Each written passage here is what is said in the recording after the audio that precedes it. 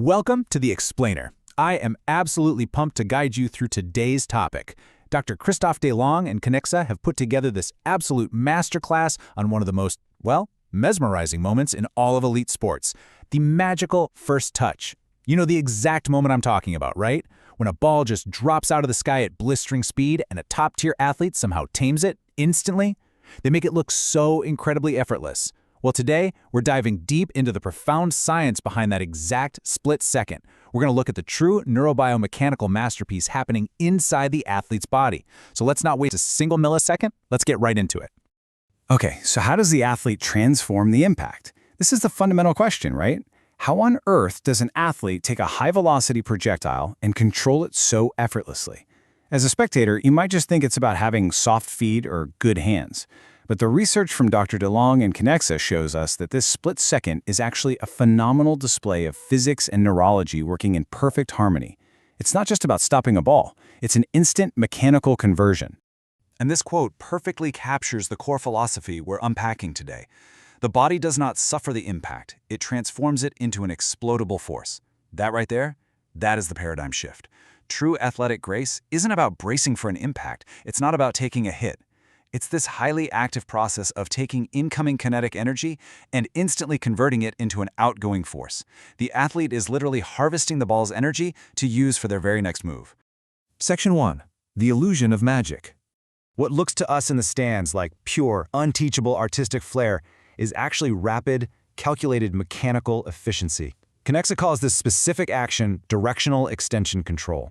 Think of it kind of like the sports equivalent of a flawless dance landing. When a dancer lands a massive leap, they don't just hit the floor and stop, right? They bend, they absorb, and they immediately flow right into the next movement. The elite athlete does the exact same thing with a ball. They absorb the kinetic energy and redirect it in one single continuous motion without losing a drop of momentum. There is literally zero temporal break. Section 2. The predictive brain. Now, let's completely freeze time right before the ball even arrives.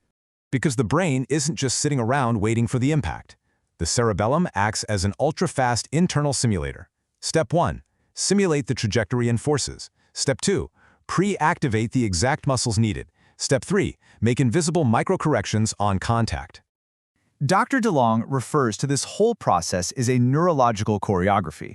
The elite brain acts as a predictive system, not just a passive sensory receiver. The athlete's brain has actually already played out the impact hundreds of milliseconds before it even happens. And when the brain's prediction is dead-on accurate, the resulting physical gesture appears completely fluid, economic, and automatic. The impact isn't suffered because it was already fully integrated into the brain's motor plan. Section 3. The human shock absorber. All right, let's unfreeze time and jump to the exact moment of impact, where the body has to dissipate extreme energy instantly.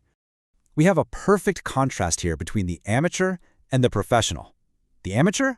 They just let the ball hit them. They literally suffer the impact, which creates a huge spike in force and a total loss of control. The elite athlete, however, relies on eccentric muscle contractions. Instead of tensing up to act like a rigid brick wall, their muscles actively lengthen under tension. They act exactly like shock-absorbing springs, modulating joint stiffness in real time to smooth out the force of the impact and protect their joints. And the speed at which this all happens is just staggering. At 0 milliseconds, we have impact. In less than 50 milliseconds, literally a fraction of the time it takes you to blink, the central nervous system processes this massive flood of spatial data from mechanoreceptors. These are essentially internal tension sensors, like muscle spindles and Golgi tendon organs. These sensors trigger lightning-fast spinal and cerebellar reflexes that adjust posture and joint stiffness instantly to maintain perfect balance. Section 4. The elastic cycle. Okay, so we've successfully absorbed the energy without losing balance. But remember, we aren't just stopping the ball, we're transforming it. Now things get really exciting because the body flips from absorbing energy to unleashing it. To unleash this energy, the body relies on a perfect kinetic chain. If there is a break anywhere in this chain, energy just leaks out as useless vibrations. Elite athletes use their trunk as the central pivot, a true energy hub, transferring forces seamlessly from the upper body down to the ground, or vice versa. They also keep their center of mass in what Kinexa calls a narrow inertia corridor. By preventing wild lateral swings or, uncontrolled rotations, they ensure that the energy flows exactly where they want it to go. And here is where the mechanical magic truly happens. Elastic storage. During that eccentric absorption phase we just talked about, the athlete's tendons and connective tissues are doing the heavy lifting. They accumulate potential elastic energy. Kinexa uses this brilliant analogy of an archer pulling back a bowstring. The body is literally loading up the kinetic energy from the ball into its own physical springs. But there is a massive catch. 120 to 250 milliseconds. That is the exact microscopic time frame of this stretch shortening cycle. The athlete has exactly that tiny fraction of a second to release the stored energy into their next movement. If they extend too late, the window slams shut, and that precious elastic energy simply dissipates into the tissues as heat. The absolute best players in the world are those who seamlessly transition from reception to acceleration inside this tiny 250 millisecond window. That's why they seem to literally bounce off the ball rather than just control it. Section 5. Biomechanical elegance. Let's redefine what elegance really means here. Based on the science we've just uncovered, all of this completely changes what we think of as beauty in sports. The biggest mistake an amateur makes after receiving a ball is trying to produce a brand new force from a total standstill. It takes huge effort, it's slow, and it's metabolically expensive. The expert? They don't produce new force. They channel the existing energy. They align their foot, knee, hip, trunk, and even their gaze toward their final destination. They use their deep muscles and fascias to gently guide the energy vectors. They don't force the movement at all. They just create the perfect physical conditions for the energy to flow. So let's tie this all together into the 5 steps of biomechanical grace. 1.